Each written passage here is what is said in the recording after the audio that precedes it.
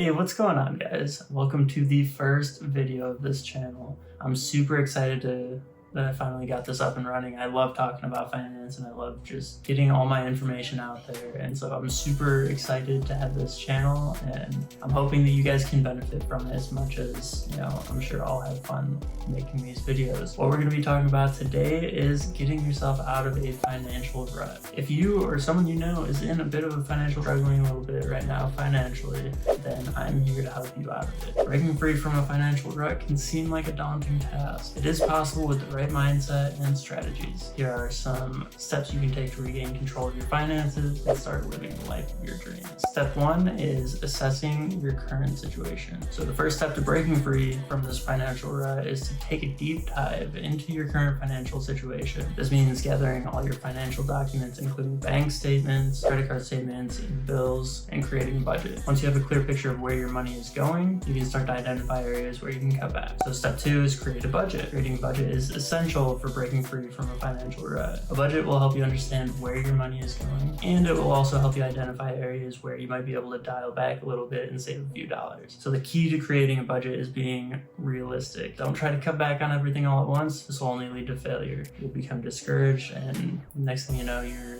right back where you started. Instead, just start small, work your way up. And step 3 is going to be setting financial goals, saving, and creating systems. Setting financial goals is the next step. And without goals, it is easy to get lost in the day-to-day and lose sight of what you are working towards. Your goals should be specific, measurable, and achievable. That's reasonable. If you want to save $1,000 in the next 6 months, you need to create a plan to save $166.67 a month for the next 6 months. Goals are much easier to achieve with the right systems in place. So create a system for your financial goals and make it as favorable as possible for yourself.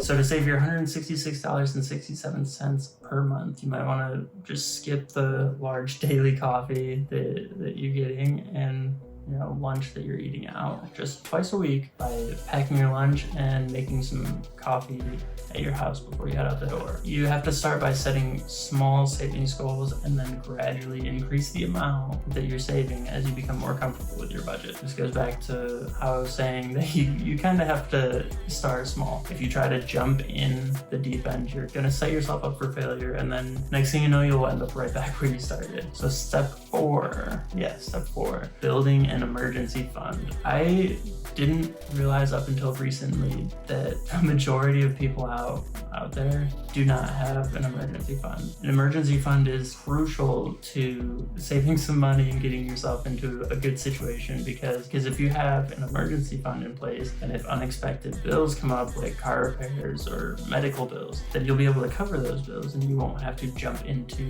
using credit cards or any other kind of debt. It is recommended to have 3 to 6 months of savings in a emergency fund, but if that seems like a lot to start off with, then you're not alone. That is a lot to start off with. Just start small, work on maybe $500 and then work on getting $1,000 saved up, and then once you get $1,000 saved up, you can start ramping up and get yourself into the situation that you need to be in. Step 5 is going to be reducing your debt. Reducing your debt is another important step, because credit card debt in particularly can be a major obstacle to achieving financial freedom. First step to reducing your debt is to stop using your credit cards, which is why that emergency fund is important to have. Next, focus on paying off the card with the highest interest rate first, and then move on to the next one. By doing this, you'll be able to kind of snowball the highest payments, and you can also consider debt consolidation to make your payments more manageable. I would suggest try not to go that route if you don't have to. I've seen a lot of situations where people attempt to use debt consolidation loans to get out of a financial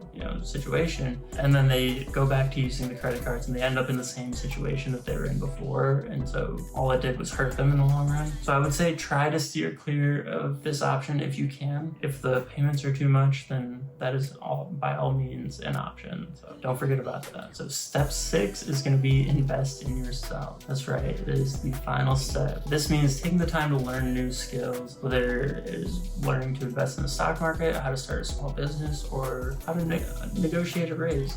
You can start small. Investing in yourself will help help you increase your earning potential, which will in turn help you achieve your financial goals. By further educating yourself, you can start a side hustle to earn extra income on the side, and by delving into things like learning how to invest in the stock market or creating a high volume marketplace, you may be on your way to breaking free from your situation much sooner than expected. Breaking free from a financial rut is not easy, but it is possible, and you are not alone in this situation. By assessing your current situation, creating a budget, setting financial goals, building an emergency fund, reducing your debt, and investing in yourself, you can regain control of your finances and start living the life you want. Remember to be patient and stay focused on your goals. They're not going to all happen at once, and that's okay. There's nothing wrong with that. You can take baby steps. Any positive movement, okay? With determination and hard work, you will break free from this financial situation that you're in, and you will achieve financial freedom. You just have to stick to it. All right. If you found anything helpful in this video, please be sure to hit the like button, subscribe, and turn on notifications so you don't miss any of my future videos. I'm going to be trying to upload once a week, and so I'm super excited for the videos to come. And until then, later.